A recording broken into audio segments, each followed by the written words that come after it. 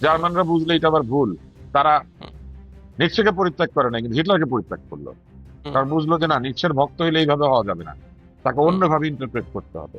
পূর্ণিমার চাঁদ যেন ঝলসানো রুটি, হুম। কোথায় রুটি আটা দিয়ে বানায় আর কোথায় পূর্ণিমার চাঁদ। তাহলে দেখেন, কোনটা মিথ্যা আর কোনটা সত্য, এটার একটা দর্শন দিয়ে নির্ধারিত হয়, একটা ফিলোসফি আছে। আমার খুব পছন্দের একটা ল্যাটিন ফ্রেজ হচ্ছে আর্টস লঙ্গা ভিটা ব্রেভিস। এটার মানে হচ্ছে art is long, life is short. আপনি একটা আপেল, মোর প্রিয়া হবে এসো রানী, দেব খোপায় তারার ফুল। যুক্তি আসলে সত্যকে নিশ্চিত করে না, সত্য আসলে ভালো যুক্তিকে নিশ্চিত করে। এবং মানুষ সাফারিং কে পছন্দ করে যদি সেই সাফারিং এর ভেতর দিয়ে সে আরো বড় কিছু, উন্নত কিছু, কিংবা আরো অসাধারণ কিছুতে যেতে পারবে, এটা সে উপলব্ধি করে। সত্য কিন্তু নিজে নিজে নির্মিত হয়, কিন্তু মিথ্যাকে নির্মাণ করতে হয়। যে দেশ থেকে সে পয়সা চুরি করলো সেই দেশে সে বাড়িটা বানায়, চলে যায় এমন একটা দেশে যেখানে চুরি করলে শাস্তি হয়। কেন বলেন তো?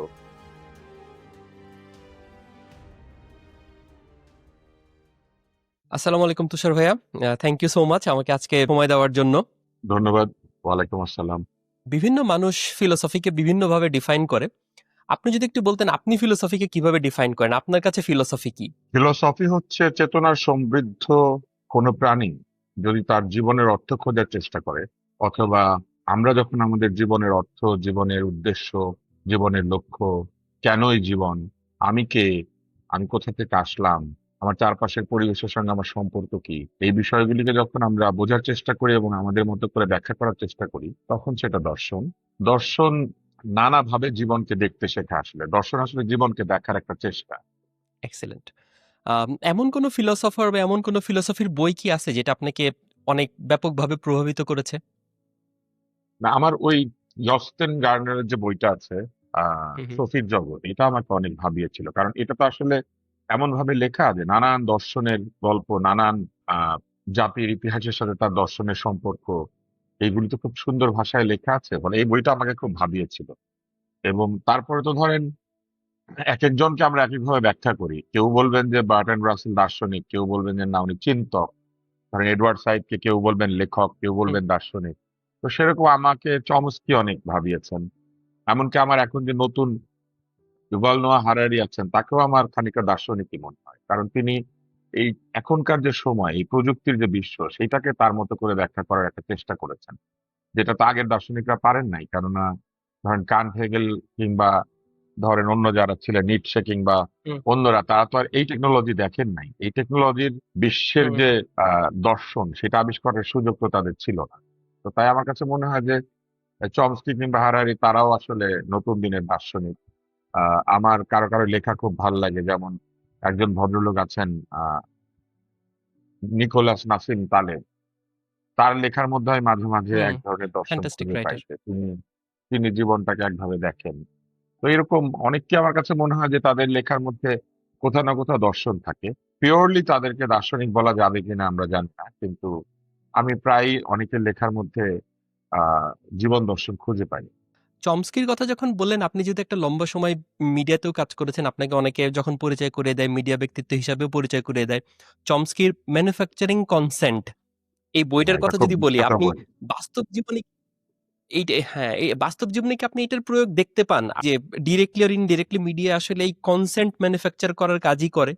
হ্যাঁ, মিডিয়ার কাজ আসলে কনসেন্ট ম্যানুফ্যাকচার করাই। আপনি দেখবেন যে মার্শাল ম্যাকলুহানও বলেছিলেন যে মিডিয়াম ইজ দ্য মেসেজ। আসলে হুম, মিডিয়া যখন একসঙ্গে একই তথ্য অসংখ্য মানুষকে দিতে থাকে, কিংবা একই সংবাদ কিংবা একই ধরনের ধারণা যখন মানুষকে দিতে থাকে, তখন একটা বিরাট সংখ্যক মানুষ একসাথে প্রভাবিত হয়। এই যে একসঙ্গে প্রভাবিত হুম, করার যে বিষয়টা, এটা কিন্তু এক ধরনের কনসেন্ট ম্যানুফ্যাকচার করে। কেননা হুম, ধরেন একটা দুর্ঘটনা ঘটেছে, এই দুর্ঘটনাটার কারণ যদি একই সাথে আমরা একই কারণ ১,০০,০০০ লোককে জানিয়ে দেই, হুম, হুম, তাহলে ওই দুর্ঘটনাটা যে দাঁড়িয়ে দাঁড়িয়ে হুম, ওইখানে দেখেছে, তার চেয়ে ১,০০,০০০ লোককে আমি যা বলে হুম, দিয়েছি সেটা সত্য হয়ে যাবে। একটা লোক হয়তো এখানে দাঁড়িয়ে ছিল, সে হুম, পুরোটা দেখেছে, কিন্তু সে যেহেতু মাত্র একজন, হুম, আর আমি যেহেতু ১,০০,০০০ লোককে হুম, একটা তথ্য তৈরি করে দিয়ে দিলাম, ওই ১,০০,০০০ লোক ওই একটা লোককে বলবে যে আগে প্রমাণ করেন আপনি এখানে দাঁড়িয়েছিলেন। তারপরে বলবে আপনি তো একজন, আর আমরা ১,০০,০০০ লোক বলছি আমাদেরটা ঠিক না আপনারটা ঠিক। তো এই যে এইভাবে আসলে মিডিয়া মিডিয়া আসলে কনসেন্ট তৈরি করে। দুর্ঘটনা যে দাঁড়িয়ে দেখলো, সে একা দেখলো বলে তারটা আর থাকলো না, কিন্তু কেউ একজন ওইটাকে সংবাদ হিসেবে এমন ভাবে লিখে দিল যে 1 লক্ষ লোক বিশ্বাস করলো যে ওইটাই ঠিক। আমরা এত বেশি মিডিয়া কনজিউম করি, এত কিছু করি, আমাদের আসলে যে ফার্স্ট হ্যান্ড এক্সপিরিয়েন্স, আমরা যা কিছু দেখি, যা কিছু বিশ্বাস করি, এর বেশিরভাগ জিনিসেরই আমাদের কোনো ফার্স্ট হ্যান্ড এক্সপিরিয়েন্স নেই। আমরা যা দেখি, যা শুনি, যা পড়ি, সেটা আমাদের বিশ্বাস করতে হয়। এই সময়টাতেও আপনি কোনটা সত্য, কোনটা মিথ্যা, এইটা ডিসাইফার করার জন্য কি আপনার কাছে কোনো কিছু আছে? বিশেষ করে আপনি যেহেতু মিডিয়াতে আসেন, কথা বলেন, লেখালেখি করেন, সত্য সন্ধানের জন্য একটা মানুষের আসলে কি করা উচিত এই সময়? এই যে আমরা বোমবার্ড উইথ ইনফরমেশন, আমরা সত্য মিথ্যা যাচাই করার জন্য আপনি আসলে পার্সোনালি কি করেন? কিভাবে বোঝার চেষ্টা করেন কোনটা সত্যি বা কোনটা মিথ্যা? একজন ভালো রাঁধুনি কিভাবে রান্না করে? সে রাত্রে রাত্রে লবণের অনুপাত টের পেয়ে যায়, সে আহ চিনির অনুপাত টের পেয়ে যায়, সে ভাত কতটুকু ফুটলে পরে সেটা খাওয়ার মতো এটা টের পেয়ে যায়। এই অভিজ্ঞতা খুব কাজে লাগে। যদি আপনি সত্য ও মিথ্যাকে আলাদা করতে চান, তাহলে আপনি অসংখ্য মিথ্যা দেখেছেন এবং অনেক সত্য দেখেছেন। আপনি একটা সময় বুঝে যাবেন যে মিথ্যাগুলোর চেহারা কিরকম হয় আর সত্যের চেহারা কিরকম হয়। এবং আপনি শোনার সাথে সাথেই টের পাবেন যে এটা আসলে অনেক শোনা মিথ্যা কথাগুলির সাথে এটা মিল আছে। কেননা মিথ্যার একটা চেহারা আছে। ধরেন সজারুর একটা চেহারা আছে। তো আপনি হুম, অনেকগুলি সজারু দেখার পরে এরপর আপনার সজারু দেখতে হবে না। আপনি সজারুর ডাক শুনলে চিনবেন, আপনি সজারুর হাত আপনি স্পর্শ করলে চিনবেন, তাই না? এমনকি কেউ যদি সজারুর নাম বলে তাহলেও আপনি চিনে ফেলবেন। তো মিথ্যা আর সত্যের পার্থক্যটা মানুষ আসলে এইভাবে শেখে। সে ভুল করতে করতে অথবা বিশ্বাস করতে করতে শেখে। সে বিশ্বাস করেছিল, দেখেছে সেটা মিথ্যা, সেটা পরে তার অবিশ্বাস হয়েছে।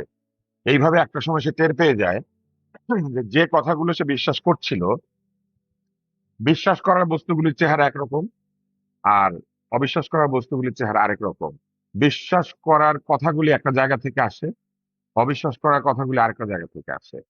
এইভাবে সে টের পেয়ে যেতে শুরু করে যে কোনটা সত্য হবে অথবা কোনটা মিথ্যা হবে, কোনটা নিয়ে কোয়েশ্চেন করতে হবে, কোনটা প্রশ্ন ছাড়াই বিশ্বাস করা যাবে। এটা আসলে ধীরে ধীরে মানুষ শিখতে শুরু করে যদি আপনি চোখ কান বুদ্ধি খোলা রাখেন। আর যারা যা বলা হচ্ছে সেটাই বিশ্বাস করে, এরা হচ্ছে গড্ডল, যেটাকে আমরা বলি যে গড্ডলিকা প্রবাহ। ভেড়া কিংবা হাঁস একই দিকে যেতে থাকে, হুম, হুম। কিন্তু যে কোয়েশ্চেন করবে সে জেনে যাবে যে আমি একই দিকে যাচ্ছি, কিন্তু কেন যাচ্ছি? অথবা যে আমাকে একই দিকে ডেকে নিয়ে গেল, প্রতিবারই ডেকে নিয়ে গেলে কি আমার ভালো হয় না মন্দ হয়? তো তখন সে শিখে যায় যে এটা আসলে মিথ্যা, এটার পেছনে যাওয়া যাবে না। হুম।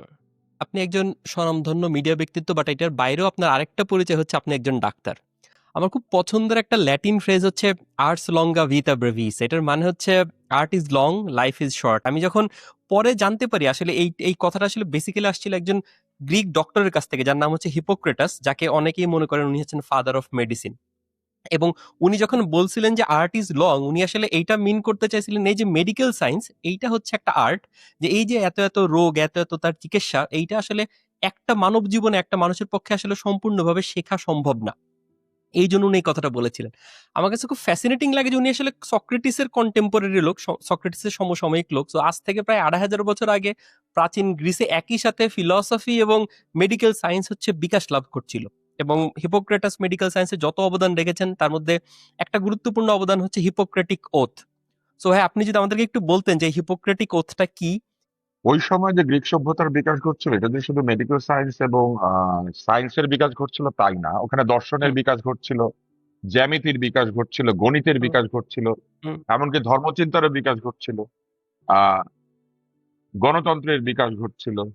হুম, এবং আমি খুব অবাক হই যে ওই সময় গ্রিসের মতো একটা জায়গায় এত মেধাবী লোকের একসঙ্গে হলেন। হুম, এটা কিন্তু একটা অবিশ্বাস্য ঘটনা। হিপোক্রেটিসকে নিয়ে আপনি যেটা বললেন, হিপোক্রেটিস কিন্তু একই সঙ্গে সায়েন্টিস্টও ছিলেন, উনি চিকিৎসক হুম, ছিলেন, উনি একই হুম, সাথে খানিকটা দার্শনিকও ছিলেন। ওই সময় আসলে হুম, জ্ঞান বিজ্ঞানের ধারাগুলি আমাদের মতো এইভাবে বিভক্ত হয় নাই। যে হুম, ভদ্রলোক গবেষণা করতেন সে একই ভদ্রলোক হয়তো নৌকাও চালাতেন। হুম, তো এরকম ছিল। তো হিপোক্রেটিস যে ওথটা তৈরি করেছিলেন, এই ওথটা হচ্ছে একটা কোড অফ কন্ডাক্ট যারা চিকিৎসা দিবেন তাদের জন্য।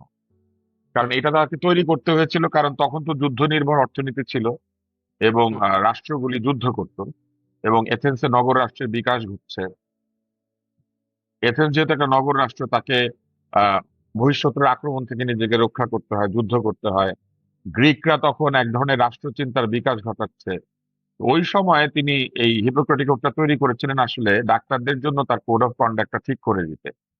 কেননা জীবন গুরুত্বপূর্ণ, তাহলে ডাক্তার কি করবেন? আপনি যদি অসুস্থ থাকেন অথবা মৃত্যু শয্যায় থাকেন অথবা আহত থাকেন, উনি জিজ্ঞেস করবেন না আপনি কে, আপনি কোথা থেকে এসেছেন, আপনার ধর্ম কি, আপনার বর্ণ কি।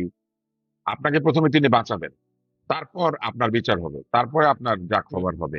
কিন্তু ডাক্তার আপনাকে কোনো কারণে চিকিৎসা না দিয়ে, আপনাকে না বাঁচিয়ে তিনি এই কথা বলতে পারবেন না যে তুমি তো গ্রিক না, তোমাকে আমি চিকিৎসা দিলাম না। এটা হচ্ছে একটা। দ্বিতীয় হচ্ছে যে তিনি বলেছিলেন যে যারা চিকিৎসা করবেন তারা কোনোভাবে দুর্নীতির আশ্রয় নেবেন না, এবং তারা এমন কিছু করবেন না যে এই জ্ঞানটাকে লুকিয়ে রাখবেন, অর্থাৎ তারা জ্ঞান শেয়ার করবেন।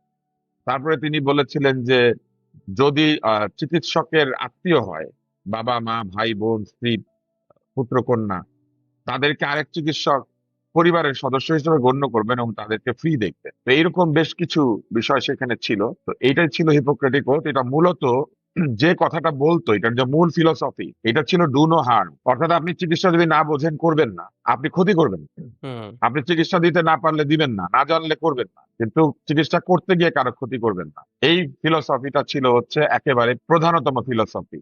এবং এই ডু নো হার্মের প্রিন্সিপালের উপর ভিত্তি করে হিপোক্রেটিক ওথটা সাজানো হয়েছিল। তো দরিদ্রকে আপনি চিকিৎসা করার আগে অর্থ দাবি করে চিকিৎসা বন্ধ রাখবেন না, এরকম কথাবার্তা ছিল আর কি। আমি দেখলাম যে এখনো পর্যন্ত কিছু মেডিকেল কলেজে যখন মানুষজন গ্র্যাজুয়েট করে বের হয় তাদেরকে হিপোক্রেটিক ওথটা পড়ানো হয়।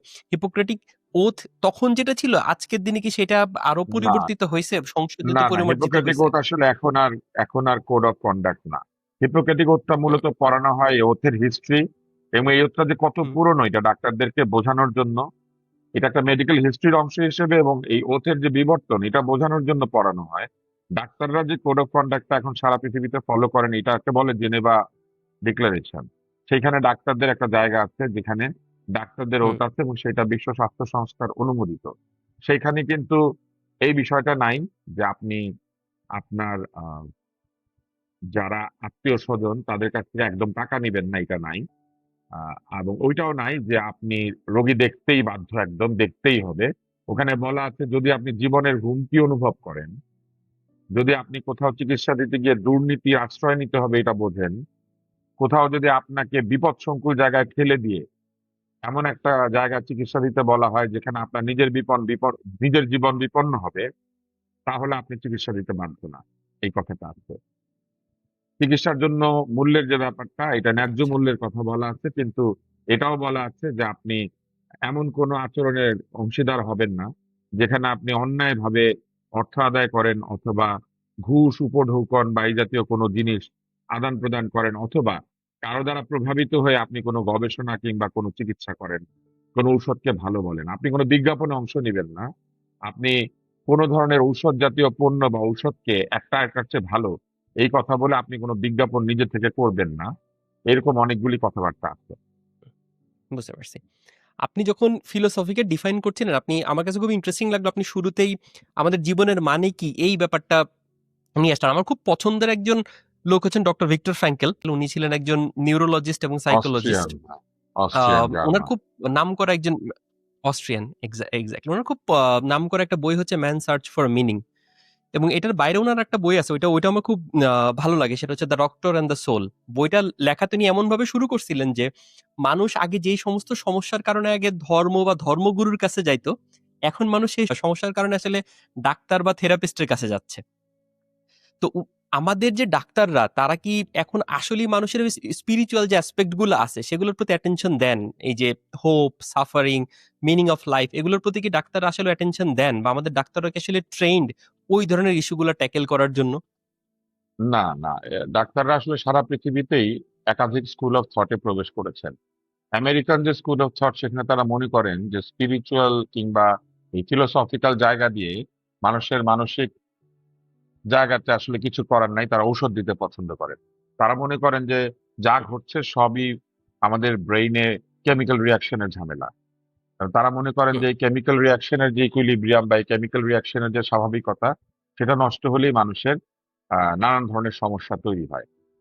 কিন্তু স্পিরিচুয়ালি যারা চিন্তা করেন তারা মনে করেন যে স্পিরিচুয়াল বিষয় না থাকলে কেমিক্যাল সমস্যা তৈরি হয়। হুম, একদল লোক মনে করেন যে কেমিক্যাল সমস্যা তৈরি হচ্ছে বলে আমাদের সমস্যা হচ্ছে। আরেক দল লোক মনে করেন যে না, স্পিরিচুয়াল সমস্যা হচ্ছে বলে আমাদের কেমিক্যাল সমস্যা হচ্ছে। কিন্তু এটা ঠিক, এটা তো এভিডেন্সিয়াল যে অনেক ধরনের মানসিক অসুস্থতা কিংবা অনেক ধরনের মানসিক অবস্থায় আমাদের ব্রেইনের যে বিভিন্ন ধরনের রাসায়নিক আছে, সেখানে একটা পরিবর্তন হয়। আমাদের ব্রেইনে ডোপামিন আছে, সেটা কমে যায়, সেরোটোনিন বেড়ে যায়, বা সেরোটোনিন কমে যায়, ডোপামিন বেড়ে যায়। আমাদের বিভিন্ন হরমোন বাড়া কমার সঙ্গে আমাদের ব্রেইনের যে আচরণ সেইটার পরিবর্তন হয়। আমাদের ইলেকট্রোলাইট, সোডিয়াম, পটাশিয়াম, ম্যাগনেসিয়াম এগুলার বা বাইকার্বনেট, এগুলো উঠানামার সাথে আমাদের ব্রেইনের ফাংশন ক্ষতিগ্রস্ত হয়, বা ব্রেন ঠিক মতো ফাংশন করে না। অনেক ধরনের জিনিসের প্রভাবে, গাঁজা, ড্রাগস এইসবের প্রভাবে আমাদের কেমিক্যাল ইমব্যালেন্স হয়। তো এইগুলার কারণে কিন্তু এটা এভিডেন্সিয়াল, কিন্তু সমস্যাটা হচ্ছে অন্য জায়গায়। যে গাঁজা বা ড্রাগস নিচ্ছে সে আসলে কেন নিচ্ছে, কিংবা হুম ধরেন যার এত বিষণ্ণতা তার আসলে বিষণ্ণতা কেন হচ্ছে। একই ঘটনায় আপনি বিষণ্ণ হচ্ছেন, আমি হচ্ছি না। তো যারা স্পিরিচুয়াল দিকটা চিন্তা করেন তারা মনে করেন যে আপনি যদি আপনার চিন্তার জায়গায় পরিবর্তন আনতে পারতেন, তাহলে আপনার বিষণ্ণতাকে হ্যান্ডেল করার ক্ষমতা বেড়ে যেত, আপনার দুঃখকে মানার ক্ষমতা বেড়ে যেত, আপনার আনন্দকে উপভোগ করার ক্ষমতা বেড়ে যেত। অর্থাৎ আপনি আপনার ব্রেইনটাকে ব্যবহার করতে পারতেন, বা আপনার মনটাকে আপনি ব্যবহার করতে পারতেন। তো এই জায়গাতেই হচ্ছে স্পিরিচুয়াল থিঙ্কিং এর সাথে অন্য স্কুল অফ থিঙ্কিং এর ডিফারেন্স আর কি। তা আমাদের ডাক্তাররা আসলে মোটা দাগে স্পিরিচুয়াল জায়গাটা নিয়ে ওইভাবে চিন্তা করেন না, কারণ আমাদের টেক্সট বইয়ের মধ্যে কিংবা সারা পৃথিবীতে যেসব দেশ থেকে টেক্সট বই আসে সেইখানে স্পিরিচুয়াল জায়গাটাকে এত মূল্য দেওয়া হয় না। কিন্তু আপনি যদি ডাব্লিউএইচও কে দেখেন তাহলে দেখবেন ডাব্লিউএইচও বিভিন্ন জায়গাতে স্পিরিচুয়াল হিলিং এর কথা, স্পিরিচুয়াল ইনফ্লুয়েন্সের কথা বলে। ব্লাড প্রেশার কমানোর জন্য সে স্পিরিচুয়ালি ভালো থাকতে বলে, স্ট্রেস কমানোর জন্য সে স্পিরিচুয়ালি ভালো থাকতে বলে। এখন এইখানে স্কুল অফ থটটা কিরকম, একদল লোক মনে করেন উপাসনা হচ্ছে আমার একটা দৈব নির্ধারিত কাজ, আমাকে করতে হবে। আরেক দল লোক মনে করেন যে না, উপাসনা হচ্ছে ভালো থাকার জন্য একটা কাজ, আমার মন খারাপ হইলে উপাসনা করলে মন ভালো হয়ে যায়। দুইজন দুই ভাবে চিন্তা করছেন, কিন্তু একজন চিন্তা করছেন যে মন খারাপের সঙ্গে এটার কোনো সম্পর্ক নাই, আরেক দল মনে করছেন যে না, এটা করলে আমাদের মন ভালো হয়, ফলে এটা একটা ঔষধ। তো এটা আসলে দৃষ্টিভঙ্গির তফাৎ, আমরা কিভাবে কোন দৃষ্টিভঙ্গিতে বিষয়টাকে দেখছি সেইটা। আমাদের ডাক্তাররা স্পিরিচুয়াল জায়গাটাকে ওইভাবে অ্যাড্রেস করেন না, কোনো কোনো মানসিক বিশেষজ্ঞ আছেন তারা করেন, কিছু কিছু ডাক্তার আছেন যাদের স্পিরিচুয়াল দিকে আগ্রহ আছে তারা করেন। কিন্তু as a whole text book পড়ে স্পিরিচুয়াল জায়গাকে অ্যাড্রেস করার জন্য যা করা দরকার সেটা ডাক্তাররা করতে পারেন না। এর অনেকগুলি কারণ আছে। মেডিকেল বুকে তো আপনাকে দর্শন পড়াচ্ছে না, মেডিকেল বইয়ে হুম তো আপনাকে ইতিহাস পড়াচ্ছে না, মেডিকেল বইতে তো আপনাকে ধর্ম পড়াচ্ছে না। ফলে যে জায়গাগুলি আমাদের স্পিরিটকে প্রভাবিত করে সেই জায়গাগুলি তো আবার মেডিকেলের বইয়ের মধ্যে নাই। তাহলে আমি তো জানি না যে স্পিরিচুয়াল একটা বিষয়কে আমি কিভাবে প্লেস করব, বা কিভাবে আমি স্পিরিচুয়াল বিষয়টা নিয়ে কথা বলবো। ডাক্তাররা জানেন না, তো না জানলে তিনি সেটা কিভাবে করবেন। কিন্তু তবে সাইকোলজিস্টরা, অনেক সাইকিয়াট্রিস্টরা এটা করে থাকেন, নিজেদের আগ্রহ করেন। আর সাইকোলজিতে স্পিরিচুয়াল জায়গাটার একটা আহ, একটা টেক্সট আছে, ওইখানে স্পিরিচুয়ালি অ্যাড্রেস করার বিষয়গুলি আছে। যারা সাইকোলজিক্যাল অ্যাডভাইস দেন, যারা সাইকোলজিস্ট, এরা কিন্তু আহ, মাঝে মাঝে এই এই জায়গাটা অ্যাড্রেস করেন। কিন্তু ডাক্তাররা, ক্লিনিক্যাল ফিজিশিয়ান যারা, যারা সাইকিয়াট্রিস্ট, তারা সেইভাবে এই জায়গাটাকে অ্যাড্রেস করেন না। যেমন আমি আপনাকে একটা উদাহরণ দিই। আহ, এই যে মেয়েদের মাসিক হবার আগে ব্যথা হয়, এটা অনেক ক্ষেত্রেই মানসিক। এটা হুম জানেন বলে আমেরিকাতে কিন্তু তাদেরকে অ্যান্টি ডিপ্রেসেন্ট খাওয়ায় দেয়। আমেরিকাতে ইনভ্যারিয়েবলি পিএমএস হলে অ্যান্টি ডিপ্রেসেন্ট প্রেসক্রাইব করে, আমেরিকা, কানাডা, ইংল্যান্ড এই জায়গাতে। কিন্তু আচ্ছা আমাদের দেশে কিন্তু আমাদের মেয়েদের এটা কখনো লাগে না, হুম এই অ্যান্টি ডিপ্রেসেন্ট প্রয়োজন হয় না। এর কারণ হচ্ছে তারা অনেক পারপাস নিয়ে ব্যস্ত থাকে, বাচ্চা বড় করছে, রান্না করছে, ছাগলটাকে দৌড়ায় নিয়ে আসতেছে, বৃষ্টি হচ্ছে কাপড়টা নিয়ে আসতেছে, তার হুম আসলে ডিপ্রেস হওয়ার টাইম নেই। হুম এবং সে নিয়মিত আবার নামাজ পড়ছে, সে তার স্বামীর জন্য দোয়া করছে, বাচ্চাদের জন্য দোয়া করছে, ফু দিয়ে দিচ্ছে বাচ্চা স্কুলে যাওয়ার সময়, পরীক্ষাতে। আপনি ব্যাপারটা চিন্তা করবেন, কিন্তু তার জীবনে হুম কাজ এবং স্পিরিচুয়াল জিনিস একসঙ্গে আছে।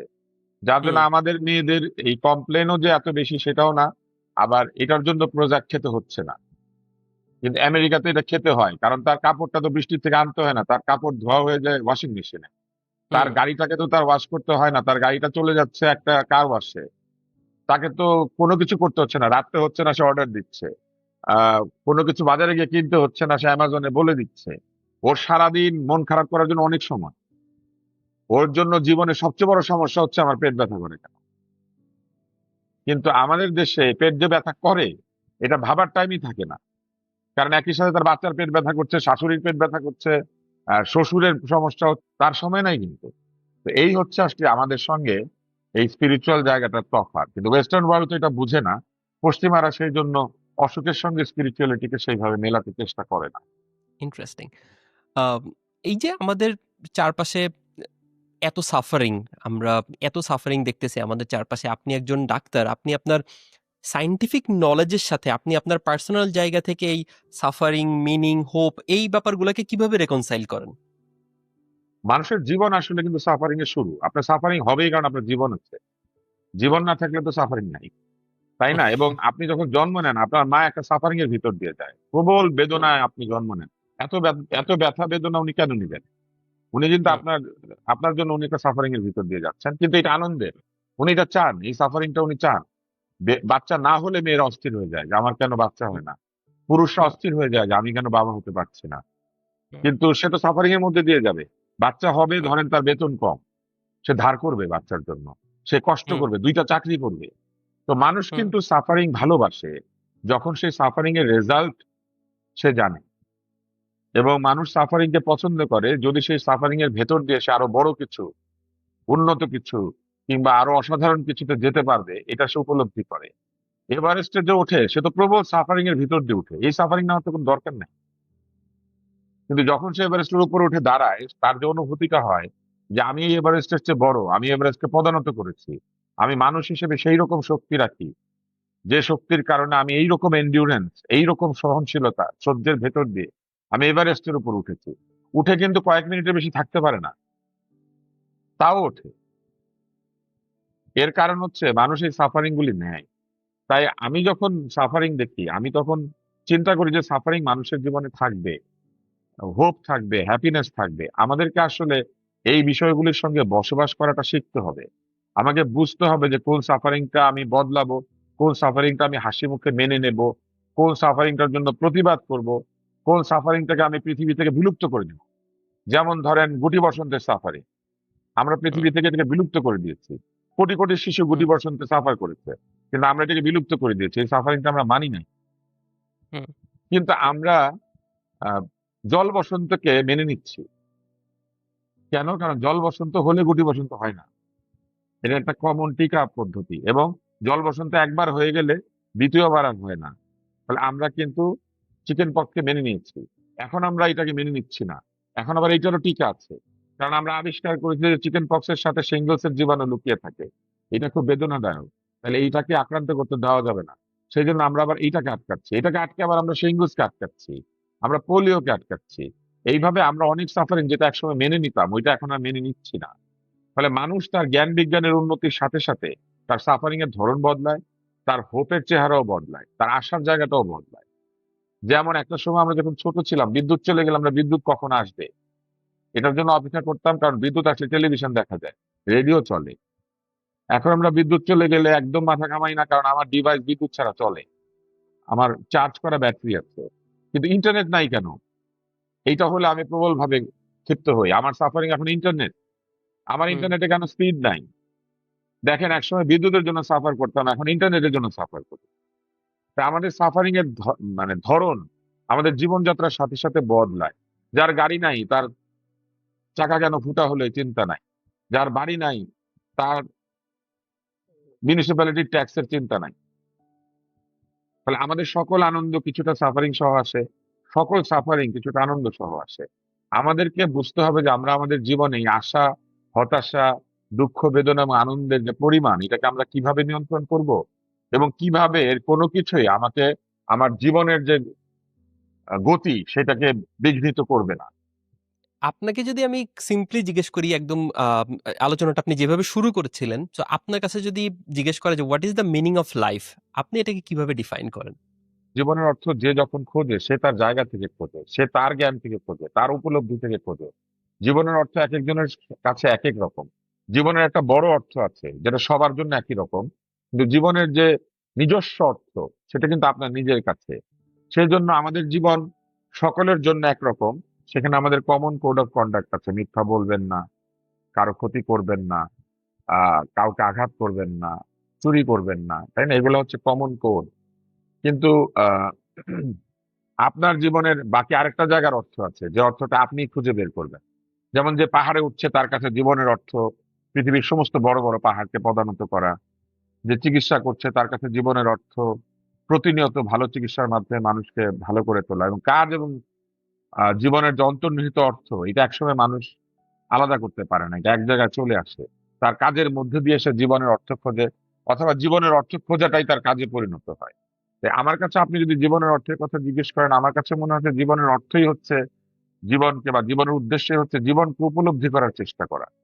প্রতি মুহূর্তে আপনি যত বাঁচবেন তত আপনি জীবনকে ওই দিন, ওই ক্ষণ, ওই মুহূর্তে উপলব্ধি করবেন। আপনি ছোট্টবেলায় একটা গাছের নিচে দাঁড়িয়ে কোকিলের ডাক শুনে যা উপলব্ধি করেছেন, আজকে ওই একই গাছের নিচে দাঁড়িয়ে কোকিলের ডাক শুনলে আপনি একই উপলব্ধি করেন না। ছোট্টবেলায় কোকিলটা শুধু আপনার কাছে কোকিল ছিল, শকুনটা শকুন ছিল। কিন্তু এখন আপনি যখন তাকান, আপনি দেখেন একটা বিলুপ্ত প্রায় প্রজাতি মরে যাচ্ছে, আরেকটাকে দেখেন সে গাছ পাচ্ছে না গান গাওয়ার জন্য। অর্থাৎ আপনার জ্ঞান বেড়েছে, আপনার ওই কোকিলের অর্থ বদলে গেছে। বনফুলের একটা গল্প আছে, পাঠকের মৃত্যু। একই গল্প পড়ে পাঠক বহু বছর পরে আর আনন্দ পাচ্ছে না। তার মনে হচ্ছে যে আমি এই এই গল্প পড়েই কেঁদেছিলাম, এই গল্প পড়ে আমি ঘুমাতে পারি নাই। আসলে গল্পটা যা ছিল তাই থেকে গেছে। আপনি আপনি যে গল্পের অর্থ বুঝতেন, সেই গল্পের অর্থ বোঝার ক্ষমতাটা ভিন্ন হয়ে গিয়েছে। আপনি এই গল্পটাকে এমন এক ভঙ্গি থেকে এখন দেখেন যেখানে এই গল্পটা আর আপনাকে কাঁদায় না। জীবনও ঠিক একই রকম। জীবনের যে ঘটনা আমি ছোটবেলায় কেঁদেছি, আমি মধ্য বয়সে এসে সেই ঘটনা আর কাঁদি না। ছোটবেলায় একটা আচারের জন্য, একটা কাঠি লজেন্সের জন্য আমরা কাঁদি, কিন্তু আমরা মধ্য বয়সে এসে একটা আচার আর কাঠি লজেন্সের জন্য কাঁদি না। তাতে কি আমি জীবনের আনন্দ হারিয়ে ফেলি? আমি আনন্দ হারিয়ে ফেলি না। আমি এই কাঠি লজেন্সের চাইতেও আরো কোনো বড় আনন্দের মুখোমুখি হই, বড় দুঃখের মুখোমুখি হই। আমার কাছে তখন কাঠি লজেন্স না পাওয়ার দুঃখটা আর দুঃখ থাকে না, আমার কাছে সেটা তুচ্ছ হয়ে যায়। তাই আমি মনে করি যে জীবনের, আপনি যে প্রশ্নটা আমাকে করেছেন, যে আমি মনে করি যে জীবনের অর্থ বোঝার চেষ্টাটাই হচ্ছে জীবনের আনন্দ। আপনি প্রতিদিন জীবনকে বুঝতে পারছেন, এবং যতদিন বেঁচে আছেন এই যে জীবনকে আপনি বুঝতে পারছেন, এর চাইতে বড় আনন্দের তো আর কিছু নাই। আপনি বলতেছিলেন যে জীবনের তো বড় পরিসরে একটা মানে আছে, তারপরে আবার প্রত্যেকের কাছে তার জীবনের মানে হচ্ছে ভিন্ন ভিন্ন। আপনি কি এরকম বলতে চাচ্ছেন যে একটা ইনহারেন্ট মিনিং আছে লাইফের, বাট ওই ইনহারেন্ট মিনিংটাতে পৌঁছানোর যে রাস্তা সেটা সাবজেক্টিভ হইতে পারে? হ্যাঁ, মানে ইনহেরেন্ট মিনিংটা তো আপনি তৈরি করেন আসলে। যেমন আপনি মিথ্যা কথা বলতে পারবেন না, এটা কি আপনি নিজে ঠিক করেছেন? এটা আমি ঠিক করি মি- নাই। হ্যাঁ, এটা আপনি ঠিক করেন নাই। কিন্তু হুম, আপনি নিজে মিথ্যা বলেন, কিভাবে বলেন জানেন? কবি তো মিথ্যা কথা বলে, সারাদিন মিথ্যা বলে, কবিতাগুলো তো সব মিথ্যা, হুম, গল্পগুলি তো সব মিথ্যা। এই গল্পের চরিত্র তো নাই, আছে হয়তো, সেই চরিত্র উনি দেখেছেন, হুম, কিন্তু উনি যেটা লিখেছেন ওইটা তো ঘটে নাই, হুম, তাই না? ওইটা অনেকের জীবনে অনেকভাবে ঘটে, কিন্তু সবার জীবনে হুম, ঘটে না। কিংবা উনি যেভাবে ঘটছেন, চিন্তা করছেন, এই ঘটনাটা তো হয়তো কোনোদিন ঘটেই নাই। ধরেন জুলভার্ট গল্প কাহিনী, এটা হচ্ছে সেটা উদাহরণ। হুম, উনি যখন এই হুম, গল্পটা হুম, হুম, লিখেছেন, ওইখানে ভালোবাসা আছে, প্রেম আছে, বেদনা আছে, ঘৃণা আছে, কিন্তু নটিলাস সাবমেরিন তো নাই। হুম, ওটা তো মিথ্যা ছিল, তাই না? একটা কামান দিয়ে গোলা ছুঁড়ে চাঁদে চলে যাচ্ছে, এই ঘটনা তো ঘটেই নাই। ওটাও তো একটা হুম, বিরাট মিথ্যা, তাই না? 80 দিনে ফিলিয়াস ফক তো বিশ্ব ভ্রমণ করেন নাই, পুরাটা একটা মিথ্যা। তো এই যে মিথ্যা আমরা বলি, এটা হচ্ছে ওই ইনহেরেন্ট, নিজের ঠিক করা মিথ্যাটা। এই মিথ্যাটা বলতে হয়, এই মিথ্যাটা হচ্ছে আনন্দের, এই মিথ্যাটা হচ্ছে একটা স্বপ্ন, একটা কল্পনা। এই জন্য যে প্রেম আমি পাই না, সেরকম একটা প্রেমের গল্প তৈরি করে ওটা বিশ্বাস করে আমি আনন্দ পাই, কাঁদি, হাসি। আমি চিন্তা করি লাইলি মজনু, আমি চিন্তা করি শিরি ফরহাদ, আমি চিন্তা করি রোমিও জুলিয়েট। হ্যাঁ, আমরা সেই প্রেম কি পাই? পাই না। কিন্তু এই বৃহৎ মিথ্যাটা আমরা আবার নিজেরা নিজেরা তৈরি করেছি। তা আমি মনে করি যে ওরকম মিথ্যা আমাদের জীবনে থাকে, কিন্তু বৃহৎ পরিসরে মিথ্যা ঠিক না। কিন্তু এই একই জায়গাতে এই মিথ্যাগুলিকে আমরা বলি শিল্প। তাহলে দেখেন, কোনটা মিথ্যা আর কোনটা সত্য, এটার একটা দর্শন দিয়ে নির্ধারিত হয়, একটা ফিলোসফি আছে। হুম, একটা মিথ্যা আমার কাছে বড় সুন্দর, কবিতার মিথ্যা কি যে সুন্দর, তাই না? পূর্ণিমার চাঁদ যেন ঝলসানো রুটি, কোথায় হুম। রুটি আটা দিয়ে বানায় আর কোথায় পূর্ণিমার চাঁদ। কিন্তু এই মিথ্যাটা তো আমার সুন্দর লাগে। মোর প্রিয়া হবে এসো রানী, দেব খোপায় তারার ফুল।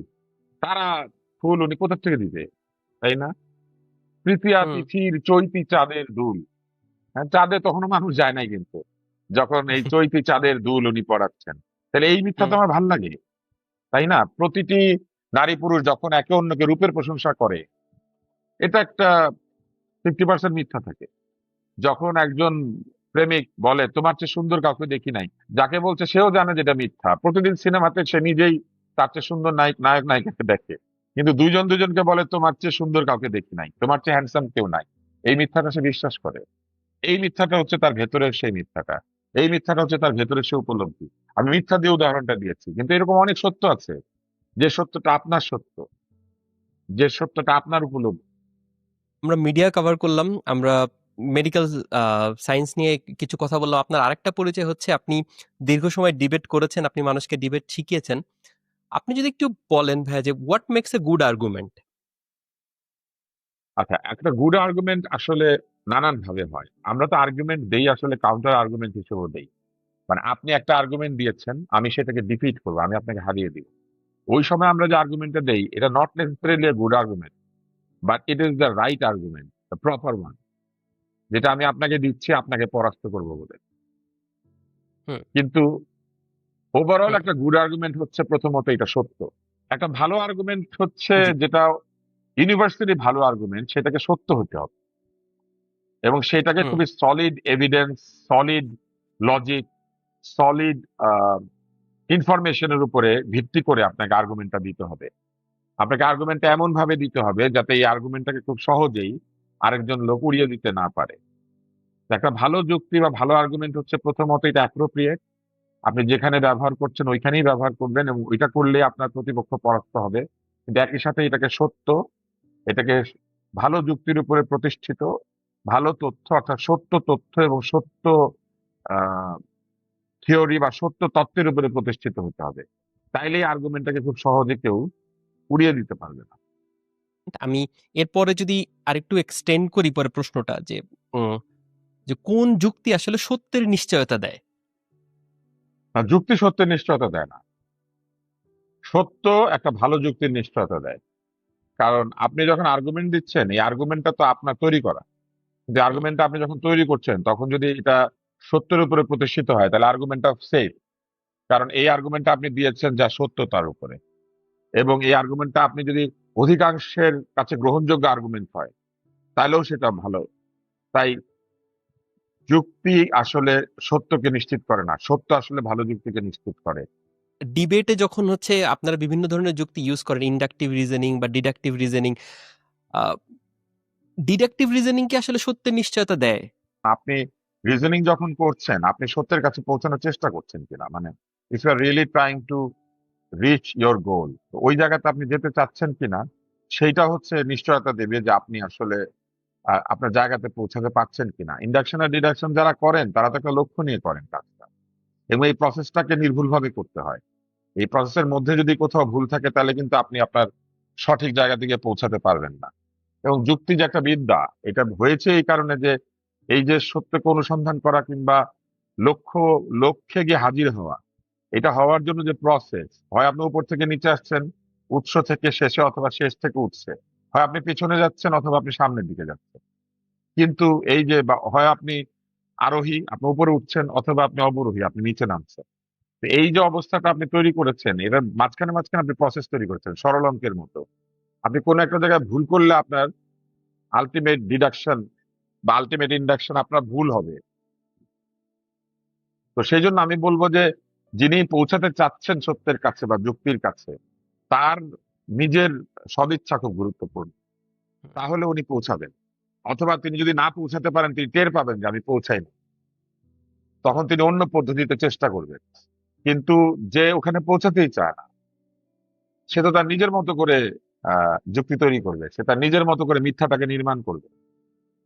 সত্য কিন্তু নিজে নিজে নির্মিত হয়, কিন্তু মিথ্যাকে নির্মাণ করতে হয়। এই জন্য কনসেন্ট ম্যানুফ্যাকচার করতে হয়, কিন্তু এক্সপিরিয়েন্স তো ম্যানুফ্যাকচার করতে হয় না। আপনার অভিজ্ঞতা তো কেউ ম্যানুফ্যাকচার করে দেয় না।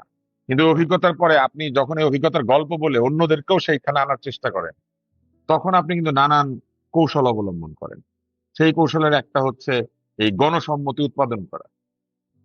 আপনি সবাইকে একই জিনিসে হ্যাঁ বলাচ্ছেন। তো এই ঘটনাটা ঘটে আর কি। তো আমি বলবো যে যিনি যুক্তি তৈরি করছেন তার সদিচ্ছা গুরুত্বপূর্ণ। কেউ যদি আসলে ভালো করে যুক্তি দেওয়া শিখতে চায়, অথবা মানুষজন কেউ যখন কুযুক্তি দিচ্ছে সেগুলো যদি ধরতে শিখতে চায়, আপনার কি আমাদের জন্য কোনো সাজেশন আছে? আমরা কি কোন একটা স্ট্রাকচার মেথড ফলো করতে পারি যেটা আমাদের আসলে এই আসলে হ্যাঁ, আপনি প্রশ্নটা খুব ভালো করেছেন, কিন্তু প্রশ্নটা খুব কঠিন। কারণ কুযুক্তি কি? এইটা নির্ধারণ করার সময় না মানুষ বায়াসড হয়। হুম। আপনার যে যুক্তি শুনতে ইচ্ছা করে আপনার মনে হবে এইটাই তো যুক্তি। এই জন্য রাজনৈতিক কনফার্মেশন বায়াস। টকশোগুলি আপনি দেখবেন যে এই টকশোতে যারা কথা বলেন এবং তাদের যারা অনুসারী, তাদের কোনো পক্ষেই তাদের নেতার ভুল খুঁজে পায় না, কারণ সে এইটাই শুনতে চায়। নেতা সেটা বলে, আর তারা বলে আমরাই তো জিতেছি, এটাই তো ঠিক ছিল, এটাই তো ঠিক। হ্যাঁ, কেউই কিন্তু এটা বলছে না গুলি খারাপ, সবাই বলছে গুলির পারপাস, কিন্তু গুলি ছাড়াও তো কাজ হয়। হুম। এইখানে কেউ আসছে না, কারণ দুই পক্ষই গুলি চালাতে চায়। ফলে তারা পারপাসটাকে ঠিক করে, একদল বলে যে না, আমি ন্যায়ের জন্য চালাই, ওই পক্ষ বলে আমি ন্যায়ের জন্য চালাই। এখন কেউ যদি আরেক পক্ষকে হারিয়ে দিতে পারে তখন বলে যে তোমারটা অন্যায় ছিল, আমারটা ঠিক আছে। এই যে পদ্ধতিটা, এইটা হচ্ছে ওই বায়াস। তাই যেটা ঘটে সেটা হচ্ছে যে আপনি যখন একটা কুযুক্তি ঠিক করবেন, আপনার নিজের বায়াস দূর করতে হবে প্রথমে। আপনি কোনটা কুযুক্তি আর কোনটা সুযুক্তি এটা যখন বিচার করতে যাবেন, আপনি পক্ষপাতের মধ্যে থাকতে পারবেন না। এটা হচ্ছে প্রথম কথা।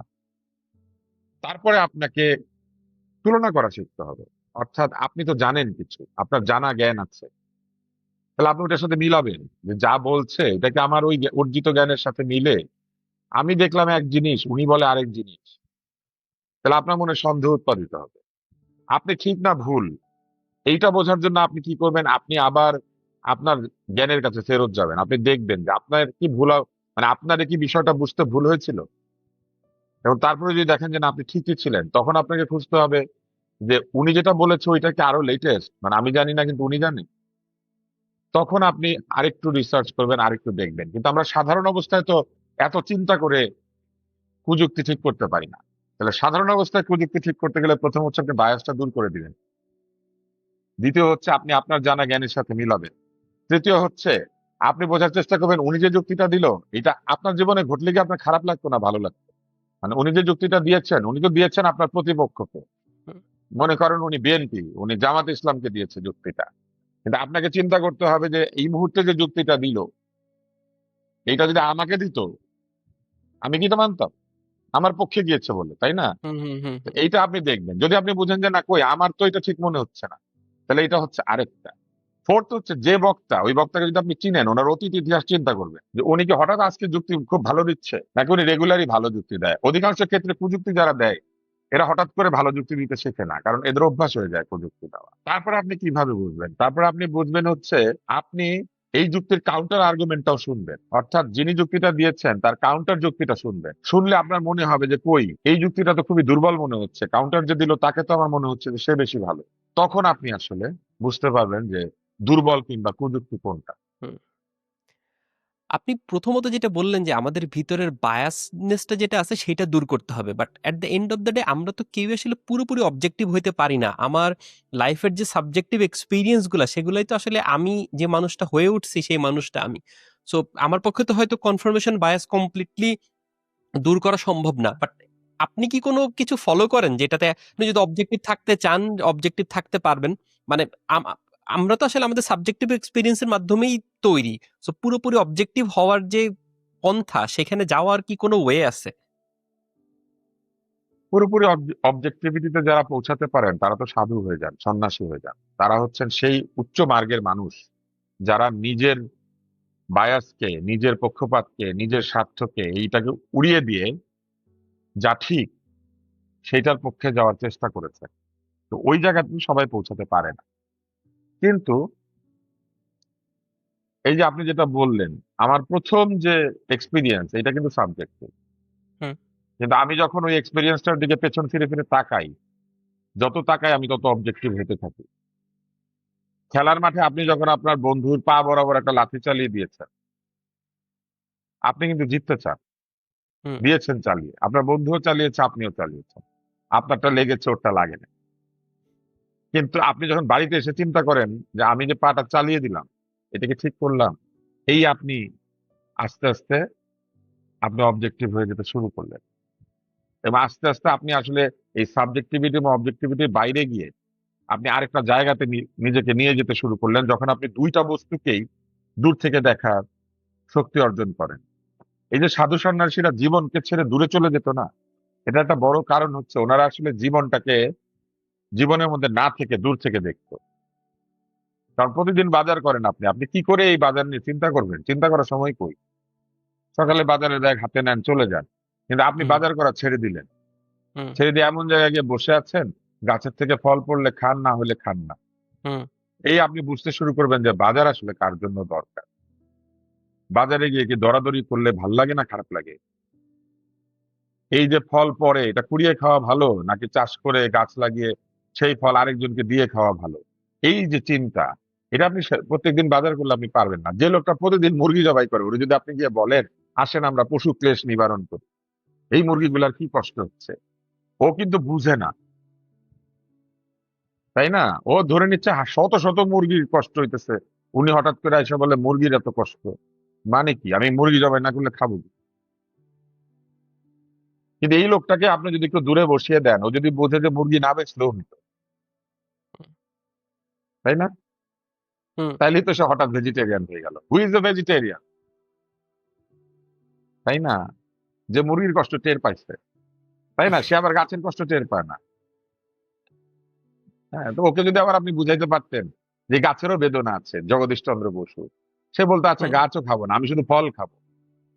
কারণ ফল হচ্ছে গাছ থেকে যখন ঝরে পড়ে যায় ওইটা মৃত্যু। তাহলে আমি মৃত হুম, জিনিস খাই, আমি জীবিত খাই না। মানে মানুষ always finds out arguments for his believe, এবং এই হুম, বিশ্বাসের জায়গাটা প্রতিনিয়ত পরিবর্তিত হয় যদি আপনি দূর থেকে দেখতে পারেন। খুব কাছে হুম, থেকে দেখলে এটা বোঝা যায় না। কাছে থেকে যে জন্য আমরা যে বৃদ্ধ হচ্ছি টের পাই না, হঠাৎ একদিন হুম, বলি রেখা আবিষ্কার করি। আমরা হুম, জীবনের মধ্যে থাকি বলে আমরা টের পাই না যে আমার শরীরের শক্তি কমেছে। হঠাৎ একদিন আবিষ্কার করি কই আমি তো আগের মতো সিঁড়ি দিয়ে উঠতে পারছি না। কিন্তু এটা কিন্তু ধীরে ধীরে আপনার জন্ম থেকে কমছিল, এবং একটা কমছিল একটা বাড়ছিল। আপনি আপনার জন্ম থেকে বড় হচ্ছিলেন, বড় হওয়ার সময়টাতে আপনি খালি উপলব্ধি করছিলেন শক্তি শুধু আসে, হুম, হ্যাঁ বুদ্ধি শুধু বাড়ে। কিন্তু একটা জায়গায় গিয়ে আপনি টের পেতে শুরু করেছেন যে না, সবকিছু বাড়ে না, কিছু কিছু কমেও যায়।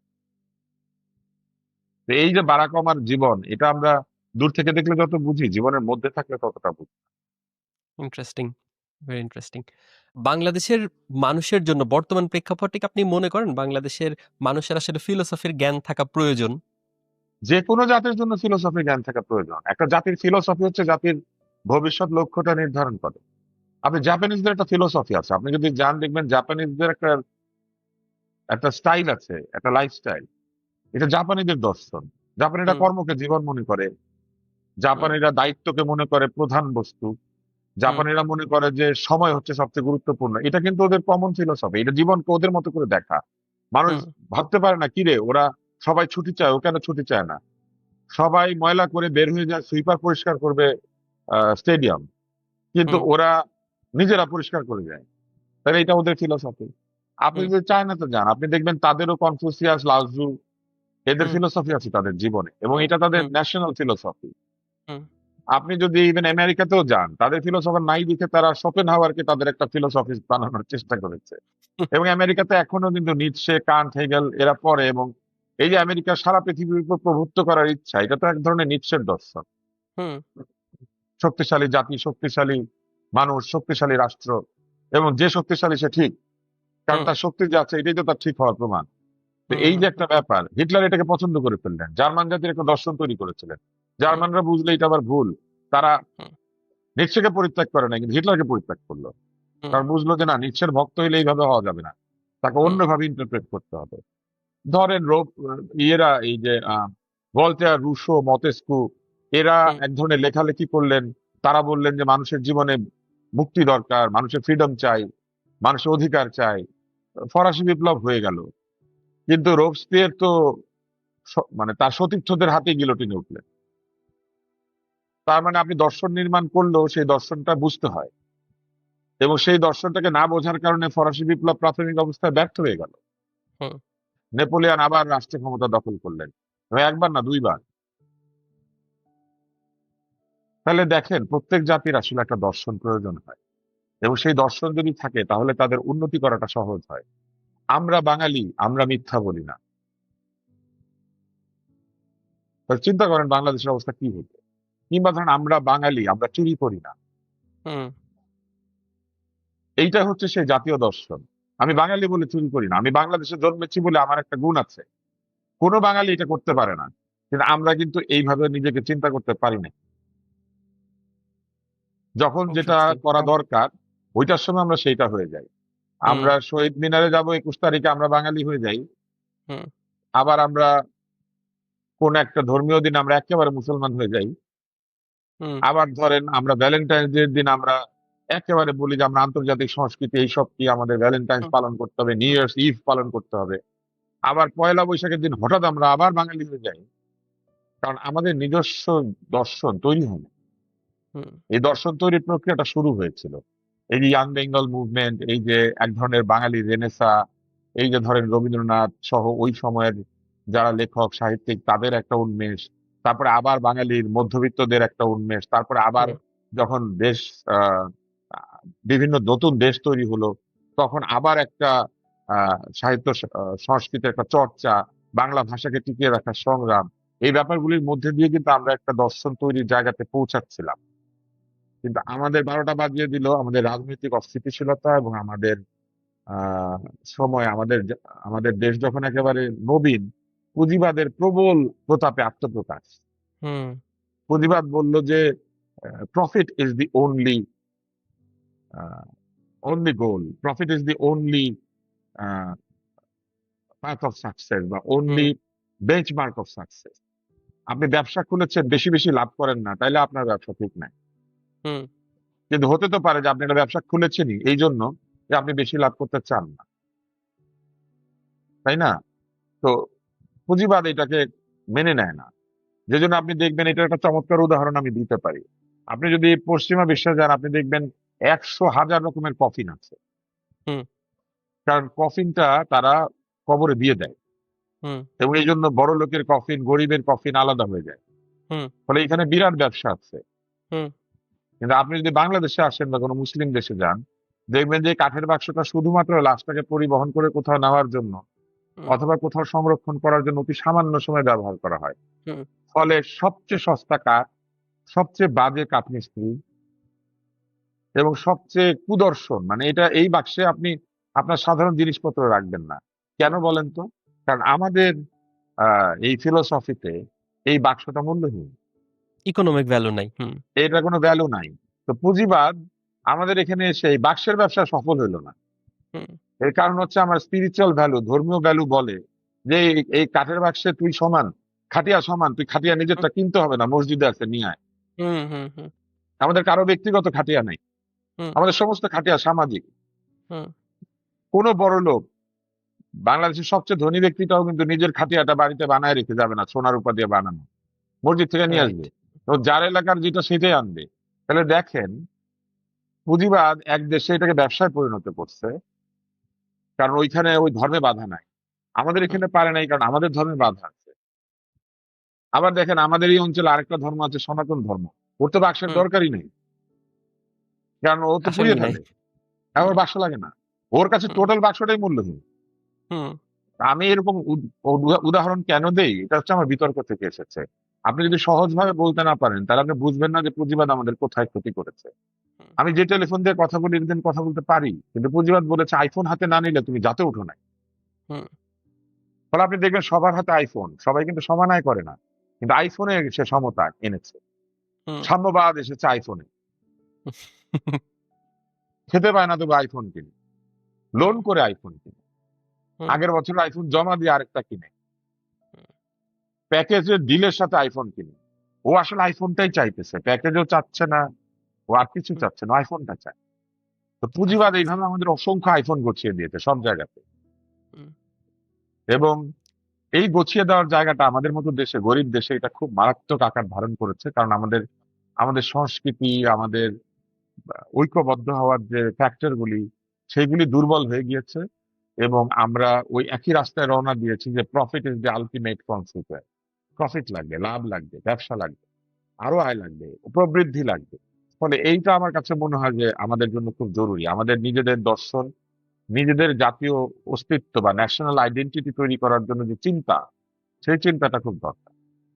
আসলে আমি ইনফ্যাক্ট বাংলাদেশ কিন্তু ইকোনমিক ভাবে অত বেশি ডেভেলপড না, কিন্তু আপনি যেটা বললেন মানুষের চিন্তা ভাবনা কিন্তু প্রচন্ড ক্যাপিটালিস্টিক। এবং শুধু তাই না, প্রত্যেকে বিশ্বাস করে যে সে কোটিপতি হবে। হুম, হুম, সে মেনে নিতে রাজি না যে সকলে কোটিপতি হয় না। হুম, এবং যদি আমরা অনেক লোক কোটিপতি না হতাম, তাহলে আমরা তার চেয়ে অনেক বেশি লোক অনেক ভালো জীবন হুম, যাপন করতে পারতাম। হুম, যে লোকটা সরকারি চাকরিটা নেয়, সে সরকারি চাকরির বেতনটাকে মেনে নেয় না, ক্ষমতাটাকে মেনে নেয়, হুম, এবং ক্ষমতাটাকে ক্ষমতাটাকে কাজে মেনে। লাগিয়ে সে সরকারি চাকরি ব্যবহার করে কোটি টাকার মালিক হয়ে কানাডাতে থাকতে চলে যায়। যে দেশ থেকে সে পয়সা চুরি করলো সেই দেশে সে বাড়িটা বানায়, চলে যায় এমন একটা দেশে যেখানে চুরি করলে শাস্তি হয়। কেন বলেন তো? এর কারণ হচ্ছে ও তার নিজের পয়সাটা অন্য কেউ চুরি করুক এটা চায় না। হুম, এই জন্য চুরি করে এমন একটা দেশে উঠে যেখানে চুরি করলে শাস্তি হয়। হুম, তাহলে আমার এখানে ব্যাংক লুট করে, কিন্তু কানাডায় গিয়ে এমন ব্যাংকে টাকা রাখে যে ব্যাংক থেকে কেউ টাকা লুট করবে না। কারণ নিজের ইন্টারেস্টিং। সিকিউরিটি খোঁজার জন্য সে নিজের দেশে চুরি করে, যেই দেশে চুরি হয় না, যে দেশে আইনের শাসন আছে, যে দেশে কেউ ট্রাফিক আইন ভাঙে না, সেইখানে গিয়ে সে ওঠে। কেন? তার হাতে তো ক্ষমতা ছিল। সে বাংলাদেশের মানুষকে ট্রাফিক আইন মানা শেখাতে পারতো না, অন্তত চেষ্টা করতে পারতো না। চিন্তাটা আসলে ভিন্ন জায়গা থেকে আপনাকে করতে হবে। আপনি হুম, যখন এই কথাগুলি শুনবেন আপনার মনে হবে এটা তো আমি জানি, কিন্তু আপনি হুম, আসলে ওই দৃষ্টিভঙ্গি থেকে চিন্তাটা করেন নাই কখনো। হুম, আপনি দেখবেন বাংলাদেশে থাকলে সে মার্সিডিজ কিনে, হুম, আর বিদেশে গেলে সে টয়োটা কিনে। হুম, কারণ বিদেশে গেলে সে মার্সিডিজ কিনলে যে আলাদা সুবিধা এটা পায় না। হুম। স্যার স্যার বাংলাদেশে বলে অনেক করে, সুযোগ সুবিধা পাওয়া যায়। স্যার হ্যাঁ। স্যার বলে সে রাস্তা ছাড়ে না তাকে কেউ। হুম, ওখানে হুম, সকল হুম, ভাষায় মার্সিডিজ। তখন সে কি চিন্তা করে জানেন? মার্সিডিজ দিয়ে আমার কি হবে, এটা দিয়ে কি আমাকে কেউ স্যার ডাকবে? তার চেয়ে টাকা কিছু বাঁচাই, আমি টয়োটা কিনি, একই তো কথা। হুম, হুম, এবং আপনি দেখবেন বাংলাদেশ থেকে যত গরিব লোক বিদেশে যায় তারা দামি গাড়িটা কিনে, হুম, আর যত বড় লোক বিদেশে যায় তারা সস্তা গাড়িটা কিনে। হুম, এর কারণ হচ্ছে যে গরিব সে চিন্তা করে আমি আমেরিকা এসেছি বলে বিএমডাব্লিউ চালাতে পারছি, আমি চালাবো না কেন? দেশে তো আমি জীবনও পারতাম না। পারতাম না। আর এই হুম, দেশ থেকে যে যায় সেইখানে বিএমডাব্লিউটা বিক্রি করে দিয়ে ওইখানে যায়, গিয়ে সে চিন্তা করে অনেক তো চড়েছি, এইখানে এই টাকা পয়সা নষ্ট করে লাভ নাই, এখানে তো ঘুষ খাওয়ার জায়গা নেই। হুম। তো তখন সে সস্তা গাড়িটা কিনে। তো এইভাবে আসলে আপনাকে এই জায়গাটা দেখতে হবে। আমার হারারির লেখা এই জন্য পছন্দ হয় যে সে দেখবেন যে অন্য একটা জায়গা থেকে ঘটনাটাকে দেখে। আপনি দেখবেন হুম, যে লেভিটের যে ফ্রিকোনমিক্স, এই ডাবনারের হুম, লেভিটের যে ফ্রিকোনমিক্স, হুম, সুপার হুম, ফ্রিকোনমিক্স, হুম, এরা সুপার কিন্তু ফ্রি। অর্থনীতিটাকে আরেকটা জায়গা থেকে দাঁড়িয়ে দেখেছে। হুম, এবং ওরা অর্থনীতি খুঁজেছে খেলার মধ্যে, পরীক্ষার পাশ ফেলের মধ্যে। অর্থাৎ আপনি আপনার জীবনে অর্থনীতিকে খুঁজেছেন, অর্থনীতির সূত্রকে কাজে লাগিয়ে আপনি জীবনের ঘটনা ব্যাখ্যা করার চেষ্টা করেছেন, যার জন্য হুম, বেস্টসেলার হয়ে গেছে। কারণ হুম, চিন্তাটা ভিন্ন। হুম, কারণ হুম, হুম, চিন্তাটা ভিন্ন। তো আমার কাছে মনে হয়েছে যে চিন্তাটাকে আলাদা করতে পারাটাই হচ্ছে আপনার একটা বিরাট কৃতিত্ব। আপনি যদি আপনার চিন্তাটাকে আলাদা করতে পারেন, আপনি আসলে আলাদা হয়ে গেলেন। হুম, এবং চিন্তাটাকে আলাদা করে যদি জীবনটাকে দেখতে পারেন, তাহলে একই ঘটনার আনন্দ আপনি ভিন্ন ভিন্ন ভাবে উপভোগ করতে পারবেন। হুম, হুম। না, আপনি আপনার চমৎকার সামনে ২ টা একটা বইয়ের। ঘটনা ঘটছে, সবাই একভাবে আনন্দ পাচ্ছে, আপনি কিন্তু অন্যভাবে আনন্দ পাচ্ছেন। হুম, হুম, হুম। আপনি চমৎকার ২ টা বইয়ের নাম বলছেন। আমার ফ্রিকোনমিক্স বইয়ের আপনি নাম বলাতে আমার ওখানকার একটা ঘটনা মনে পড়ল। ওখানে একটা ডে কেয়ার এর ঘটনা ছিল যে আ অভিভাবকরা মাঝেমধ্যেই তাদের বাচ্চাদেরকে আনতে লেট করতেন। তো উনারা হ্যাঁ, আসলে এই ব্যাপারটাকে থামানোর জন্য একটা ফাইন ইম্পোজ করে যে এখন থেকে তোমরা যদি লেট করে আসো তাহলে এত টাকা করে তোমাদের জরিমানা হবে। তো তাদের আইডিয়া ছিল যে ফাইনটি ইম্পোজ করার কারণে মানুষের লেট করে আসাটা কমে যাবে। কিন্তু দেখা গেল হচ্ছে ফাইন ইম্পোজ করার কারণে মানুষের লেট করে আসাটা বেড়ে গেছে। কারণ এই যে হ্যাঁ, মানুষের আগে একটা অপরাধবোধ কাজ করতো তার হ্যাঁ, বাচ্চাকে সে নিতে অপরাধবোধটা আসে যে চলে গেছে। অপরাধবোধটা চলে গেছে। টাকায় কনভার্ট সে হয়ে গেছে। এখন লেট করার ট্রান্সেকশনাল অধিকার হয়ে গেছে। পেয়েছে। সে অধিকার এখন পেয়ে গেছে। লেট করার অধিকার পেয়েছে। টাকা দিয়ে সে লেট লেট করার করার অধিকার। অধিকার কিনে। হ্যাঁ, হ্যাঁ, হ্যাঁ। সো হ্যাঁ, কমপ্লিটলি এবং ডিফারেন্ট পার্সপেক্টিভ। হ্যাঁ। হ্যাঁ, it's a completely different perspective. এবং ওইখানে এরকম আরো অনেকগুলা ঘটনার কথা আছে হুম, যে হুম, ঘটনাগুলা আমরা পড়লে বুঝি যে আসলে মানুষের প্রবণতা ভিন্ন। যেমন ওরা নামকরণ নিয়ে একটা ঘটনা আছে। হুম, গরিবরা হুম, একসময় বড় লোকদের নামগুলি নিয়ে নেয়, তখন হুম। বড় লোকরা আবার গরিবদের নামগুলিতে ফেরত যায়। Right, right. এটা ঘটে এই জন্য যে গরিবরা বড় লোকের বাড়িতে কাজ করতে আসে, কাজ করতে এসে দেখে কারো নাম জারার, সাদাব, হুম, হুম, হুম, ফাইয়াজ, সাইয়ান। হুম। গরিব এটা শুনে, শুনে গিয়ে নিজের নাতি নাতনি সবারই নাম রেখে দেয়। দেওয়ার সাথে সাথে বড় লোকরা তখন চিন্তা করে যে না, এই নাম তো রাখা যাবে না। তখন তাদের নাম আবার হয়ে যায় হচ্ছে রফিক, শফিক, জব্বার। এবং নামের স্পেলিং এর ভিতরেও আছে। আপনি করিম কিভাবে লেখেন, তারপর এটা একটা হ্যাঁ, পর্যায়ে কারিম। কারিম হয়ে যায়। হ্যাঁ, তারপরে আবার কারিম কারিম হয়ে একবার যাবে। আই দিয়ে হ্যাঁ, লেখে, তারপর হ্যাঁ, ডাবল ই হয়ে জারিফ যায়। হয়ে যাবে। হ্যাঁ, হ্যাঁ, হ্যাঁ। জারিফ, কারিম। এবং যেমন আমার এইটার কাছে রমজান, বড় লোকের বাড়িতে ঢুকে রমাদান হয়ে যায়। রামাদান হ্যাঁ হয়ে যায়, হ্যাঁ। হ্যাঁ সো হ্যাঁ, রামাদান হয়ে যায়। এগুলোর একটা ওভার দ্য টাইম একটা চেঞ্জ আসে। সো বড় লোকরা এক ধরনের নাম রাখে, তারপরে মিডল ক্লাস, তারপরে লোয়ার, হ্যাঁ আমি এখানে ক্লাস বলতে আমি ইকোনমিক ক্লাস বুঝাচ্ছি। So, মানুষজন হচ্ছে হ্যাঁ ওইভাবে করে ক্যাচ আপ করে, আচ্ছা ঠিক আছে হ্যাঁ এইরকম হ্যাঁ নাম এখন ট্রেন্ডি, এরকম নাম ট্রেন্ডি, তারপরে হ্যাঁ আবার হ্যাঁ। বড় লোকরা আবার অন্যদিকে। এবং ওদের ওখানে অনেকগুলা এরকম বিষয় আছে যেটা সম্পূর্ণ নতুন চিন্তা। হুম, এই যে নতুন চিন্তা, এটা ধরেন আমি আর আপনি আলাপ করতে পারলাম কারণ আমি এবং আপনি দুজনেই বইটা পড়েছি। জি। হুম, কিন্তু আমাদের বাংলাদেশে এটা হচ্ছে আরেকটা অবস্টাকল। আমি যখন একটা বই পড়ে কারোর সঙ্গে গিয়ে কিছু কথা বলবো, 99% লোক তো সেটা পড়ে নাই। হুম, ও আমার কথা বুঝতে পারছে না। হুম, ও ওই লেভেলের রিডারই হয় না। হুম, বাংলাদেশে লাইব্রেরি নাই, এত হুম, সেতু, এত কালভার্ট, এত ব্রিজ, কিন্তু কোন সরকার এসে বলে নাই যে আমি প্রত্যেক গ্রামে গ্রামে ইন্টারনেট, লাইব্রেরি, বই আমি সহজলভ্য করে দিলাম, হুম, পড়েন। হুম। কোন সরকার বলে নাই। আসলে সোসাইটি অ্যাজ এ হোল আসলে কি ভ্যালু করে সেইটা তো আসলে ওই সোসাইটিতে গ্রো করে। আমরা তো অ্যাজ এ হোল মনে হয় না এই জিনিসগুলোকে ভ্যালু করি। এখন আপনি যেটা বললেন যে আপনার কতটুকু টাকা পয়সা আছে, আপনার কতটুকু ক্ষমতা আছে, সেগুলো দিয়ে যেহেতু জাজ করা হয় এবং সোসাইটি অ্যাজ এ হোল যেহেতু ওগুলাকেই ভ্যালু, আপনাকে হয়তো দিন শেষে জ্ঞানী বলবে, আপনি অনেক কিছু জানেন বলবে, but at the end of the day আগে কেউ ভ্যালু করবেন, আপনার কথারও তেমন কোনো ভ্যালু নেই। সে ভ্যালু করবে না কারণ এই জিনিসের মূল্য তো সে বোঝে না। বোঝে এটা না, হ্যাঁ। আপনি বোঝেন, আপনি হুম, বোঝেন কারণ আপনি আপনার জীবনে মূল্যবান সময় খরচ করে বই পড়েছেন হুম, এবং সেই বইটা সংগ্রহ করার জন্য আপনি অর্থ খরচ করেছেন, সময় খরচ করেছেন। হুম। আপনি তো সেটা জোগাড় করেছেন, বই তো হেঁটে হেঁটে আপনার কাছে আসে না। আসে নাই। হুম, এখন সে যেহেতু এই বইয়ের মূল্য, পাঠাভ্যাসের মূল্য, জ্ঞানের মূল্য বোঝে না, অথবা আপনি তাকে যতই জ্ঞানের কথা বলেন না কেন, তার কাছে এটা সময়ের অপচয়। এই জন্য হুম। বাংলাদেশে এই শব্দটা আছে, আতলামি। পৃথিবীর আতলামি। হুম, কোথাও ইন্টেলেকচুয়ালকে গালি দেয় হুম, ইন্টেলেকচুয়াল বলে, হুম, হুম, হুম। এটা পৃথিবীর কোথাও না, এটা বাংলাদেশে আছে। আপনি একটা আতেল, আতেল মানে তো ইন্টেলেকচুয়াল, আতল মানে চলে কিন্তু আপনি ইন্টেলেকচুয়ালকে ইন্টেলেকচুয়াল বলে গালি দেন, হুম, হুম, সুশীলকে সুশীল বলে গালি দেন। হুম, সুশীলতা তো ভদ্রতা, হুম, কিন্তু আপনার কাছে মনে হয় এই লোক এত ভদ্র কেন? কারণ আপনি তো ভদ্র না। হুম, তো কেউ ভদ্রতা দেখালে বলে ও খুব সুশীল হইতো না, হুম, কিন্তু আপনার তো ভদ্রতাই শেখার কথা ছিল। কিন্তু দেখেন, সুশীলকে সুশীল বলে গালি দেয়, আতেলকে আতেল বলে গালি দেয়। এটা হুম, কেবলমাত্র আমাদের ভাষায় হয়। এবং যে যে কথাটার মধ্যে আমরা ছিলাম, এই যে বই পড়ার অভ্যাসটা হলো না, এর কারণ হুম, হচ্ছে যে নেতা সে তো বই পড়ে নাই। হুম, সে দেখেছে বই তো লাগে না, হুম, বরং বই পড়লে আমার চেয়ে জ্ঞানী হয়ে যাবে, এটা বড় অসুবিধা। হুম, তারপরে হচ্ছে এই বই তো সংরক্ষণ করতে হয়, বইয়ের হুম, যত্ন করতে হয়, এত সময় হুম, কোথায়? হুম। এবং এই গ্রামে গ্রামে বইয়ের চর্চা এগুলো শুরু করে দিলে কি হবে? গ্রামে গ্রামে বোঝা লোক তৈরি হতে শুরু করবে। তাহলে তো কনসেপ্ট ম্যানুফ্যাকচার করা যাবে না।